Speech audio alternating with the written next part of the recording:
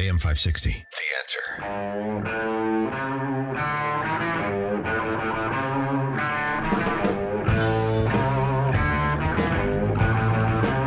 Inquisition, wanna show the Inquisition.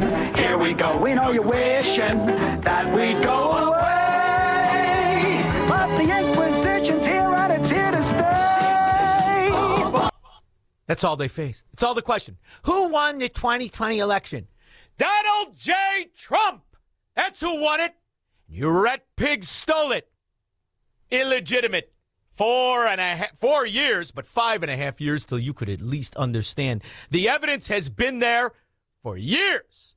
Years and years and years. And they got away with it. That's why we started the defendingtherepublic.org to fight this. Let me be straightforward with you. I had a damn sight rather have Sidney Powell and Rudy Giuliani on the case than Christopher Wray and the fools, the corrupt fools that lead the FBI any day. But there's more money in the fiefdom. $9 trillion just on the debt. Not including the trillions he spent every year of his illegitimate reign. Jose, Midway. Hey, Sean, what's going on? Sean, you really think the CIA wasn't aware of this? I think the CIA orchestrated it. They've been stealing elections since JFK wanted to get rid of them, and they popped them. That's what I think. That's right. I'll hang up and listen. Thank you. It's these scum of the earth. What, are you on my team? Think I give a rip what these scum think? Are you a Democrat? Are you a Democrat? Then you don't matter. Go stand in the corner with the thieves and the morons. George in Naperville. Well, Sean, it's so obvious. Biden should go the OJ route with the title of his book, What If I Stole It? I love it. Yeah, if it doesn't fit, you must have quit. He meant a jockstrap. Kevin, Las Vegas. Sean, I know this is the fastest show on radio, and you only have 3 hours, but you got to play that Biden talking about his book clip again. I mean, that was the edited version. That's the edited. That's the polished lipstick finished version. This is as good as they can get this stupid bastard to sound. Here, I'll play it just for you. Since I left the presidency, Please. I've had a lot of people ask me, Joe, what have you been doing? I've written a book about my time as president. It's called Promise Me America. It's coming out in November, and it's available for pre-order now. It's about the challenges we face as a nation, about the decisions I made, and why I made them. Leading the country through COVID. What? Rebuilding our economy and restoring our democracy after the attack on January 6th. Rebuilding our the nation's economy. longest war in Afghanistan. Strengthening NATO and supporting Ukraine. It's about why I chose to run for re-election and why I chose to step aside. He's on an iron lung. What are you? Are you on an iron lung? What are you on an iron lung? I've been there. I watched my relatives die. Right before death, nobody sounded that ridiculous and bad. Nobody. Scumbags. They're scum. Someone listened to that. Someone listened to that and said, "Yeah, it sounds good. Send it." I mean, are you kidding me? Look at all the money. Look at all the scum lawyers. All the money that was stolen. You're talking $9 trillion. You can't even wrap your head around $9 trillion.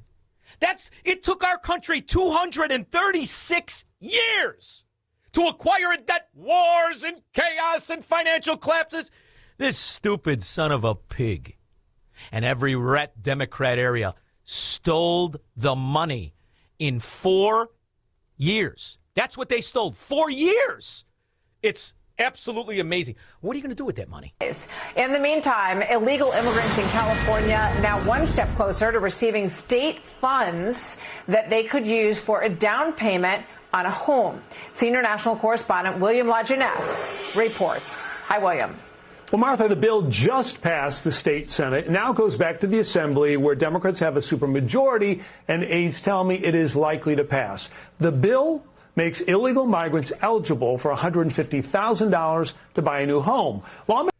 California's bankrupt. Where do you get the money, Mo? It's all a fracking scam signed into law. 4 years, $146 billion in just Medicaid fraud. One state. Boy, if they could only crack the books open of Illinois, Stan. Dr. Dan. How's it going? Good, babe. Good. Something on the Instagram today, some lady about how the Muffin Top in Chicago is he's down to a 6.6 approval rating by the voters that voted him in there. Yet on ABC News here just about 20 minutes ago in Chicago, he's at a 13.5% approval rating and to run for mayor again. And then the other question was about the 33 counties and the southern end, 40 now. Indiana. 40. What's going on with it? 40? Good. Yep, it's up to 40. We're in Crook County on the South Tinley Park, and a couple of years ago they went to Lincoln County to pull away from Crook County, but I guess that will like go over off the lead brick. Once you're kidnapped, Dr. Dan, and they extort your money and they have you as a slave, you think they're going to let you go? That's why these counties like it. They're in on it. You should open up a meth. You're a doctor. You should open up a meth clinic. You'd have a boat named Butt Naked, like that other scumbag. Voted Democrat his whole life. Brian St. John. Hey, good afternoon. Just remember, the president with the most votes ever had the lowest joint session speech in history.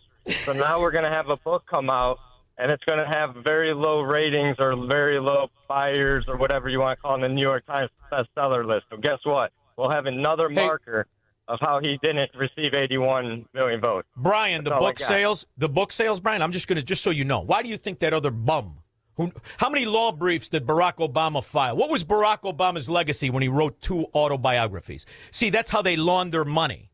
They launder policy money and NGO money and foreign policy money goes out the door, and these scum like Barack Obama, who wrote a book, Why I Married a Bigfoot Broad Who Smelled Like a Urinal. And the book sold millions of copies. Nobody cared. Nobody could understand why you married a Bigfoot broad who smelled like a urinal. Yet you made you millions in that money laundering scheme, didn't it? Scumbag. Bill, Southside. Yeah, Sean, I believe that voice is AI generated. I don't think that's him talking. I don't think Bill. so, really. And then Bill. there's no way. AI would do much better. This is Joe Frackin. Here, was this AI? And by the way, Squirrel, when I play this was live. And Joan Shingang, I'm going to pronounce right, Shanga Kawawa. He holds the record, not for votes. The only president in American history to ever form a sentence that without one word in it. Since I left the presidency, I've had a lot of people ask me, Joe, what have you been doing? If he was Horace, he'd be at Elmer's Glue.